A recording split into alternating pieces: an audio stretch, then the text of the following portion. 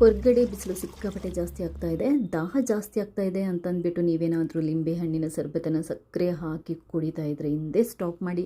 ಅದರ ಬದಲಿಗೆ ಶರ್ಬತ್ತನ್ನು ಹೀಗೆ ಮಾಡಿ. ನಮಸ್ತೆ ಎಲ್ರಿಗೂ. ಸಕ್ಕರೆ ಹಾಕಿ ಲಿಂಬೆಹಣ್ಣಿನ ಶರ್ಬತ್ ಕುಡಿದ ತಕ್ಷಣ ನಮ್ಮ ದಾಹ ಕಮ್ಮಿ ಆಗುತ್ತೆ, ನಾವು ಫ್ರೆಶ್ ಆಗಿ ಫೀಲ್ ಆಗ್ಬೋದು, ಆರೋಗ್ಯಕ್ಕೂ ಒಳ್ಳೆಯದು ಅಂತ ನೀವು ಅಂದ್ಕೊಂಡಿದ್ರೆ ಖಂಡಿತವಾಗ್ಲೂ ತಪ್ಪು. ಸಕ್ಕರೆ ಹಾಕಿ ಮಾಡಿರುವಂಥ ಲಿಂಬೆಹಣ್ಣಿನ ಜ್ಯೂಸ್ ಇದೆಯಲ್ಲೋ ಒಂದು ಸರಿಗೆ ನಿಮಗೆ ಫ್ರೆಶ್ನೆಸ್ಸನ್ನು ಕೊಡುತ್ತೆ ಅಥವಾ ಎನರ್ಜಿ ಜಾಸ್ತಿಯಾಗಿ ಅನಿಸುತ್ತೆ. ಆದರೆ ಇಮ್ಮಿಡಿಯೇಟ್ ಆಗಿ ಸಕ್ಕರೆ ನಮ್ಮ ಎನರ್ಜಿಯನ್ನು ಕಮ್ಮಿ ಮಾಡುತ್ತೆ ಮತ್ತು ಇದು ಆರೋಗ್ಯಕ್ಕೆ ಕೂಡ ಒಳ್ಳೆಯದಲ್ಲ.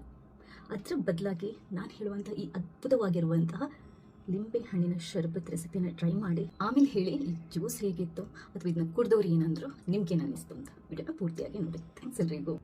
ಹಾಗೆಯೇ ನೀವು ಹೊರಗಡೆ ಬಿಸಿಲಿಗೆ ಓಡಾಡುವಾಗ ಮುಖ ಕಪ್ಪಾಗೋದನ್ನು ತಡೆಯೋದಕ್ಕೆ ಒಳ್ಳೆಯ ಸನ್ಸ್ಕ್ರೀನ್ ಲೋಷನ್ದು ಲಿಂಕ್ ಬೇಕು ಅಂತ ಇದ್ದರೆ ಈ ವಿಡಿಯೋನ ಇನ್ಸ್ಟಾದಲ್ಲಿ ನೋಡೋದಿದ್ರೆ ಲಿಂಕ್ ಅಂತ ಕಮೆಂಟ್ ಮಾಡಿ. ಈ ಆರೋಗ್ಯಕರವಾಗಿರುವಂತಹ ಲಿಂಬೆಹಣ್ಣಿನ ಶರ್ಬತನ್ನು ಮಾಡೋದಕ್ಕೆ ನಮಗೆ ಒಂದು ಲಿಂಬೆಹಣ್ಣು ಬೇಕಾಗುತ್ತೆ. ಹಾಗೆಯೇ ಫ್ರೆಶ್ ಆಗಿರುವಂಥ ಮಿಂಟ್ ಲೀವ್ಸ್, ಪುದೀನ ಸೊಪ್ಪು ತೊಳ್ಕೊಂಡು ಕ್ಲೀನ್ ಮಾಡ್ಕೊಂಡು ಇಟ್ಕೊಂಡಿರಿ. ಹಾಗೆಯೇ ನಾನು ಇದಕ್ಕೆ ಉಪಯೋಗ ಮಾಡ್ತಾ ಇರುವಂಥದ್ದು ಆರ್ಗ್ಯಾನಿಕ್ ಪುಡಿ ಬೆಲ್ಲ ಹಾಕಿದರೆ ಟೇಸ್ಟ್ ಚೆನ್ನಾಗಿ ಬರುತ್ತೆ, ಶರ್ಬತ್ತು ಚೆನ್ನಾಗಾಗುತ್ತೆ. 2 ಗ್ಲಾಸಷ್ಟು ನೀರನ್ನು ಒಂದು ಪಾತ್ರೆಗೆ ಹಾಕ್ಕೊತಾ ಇದ್ದೇನೆ. ಅದಕ್ಕೆ ಈ ಪುಡಿ ಬೆಲ್ಲನ ಹಾಕಿ ಫಸ್ಟ್ ನಾವು ಬೆಲ್ಲದ ನೀರನ್ನು ರೆಡಿ ಮಾಡ್ಕೋಬೇಕು. ಲಿಂಬೆಹಣ್ಣಿನ ರಸ ಹಿಂಡಿ ಇಮ್ಮಿಡಿಯೇಟಾಗಿ ಬೆಲ್ಲದ ನೀರು ಹಾಕ್ಕೊಳ್ಳೋದಲ್ಲ. ಈ ಬೆಲ್ಲದ ನೀರನ್ನು ರೆಡಿ ಮಾಡಿ ಬೇಕಾದರೆ ಸೋಸಿ ಇಟ್ಕೊಳ್ಳಿ.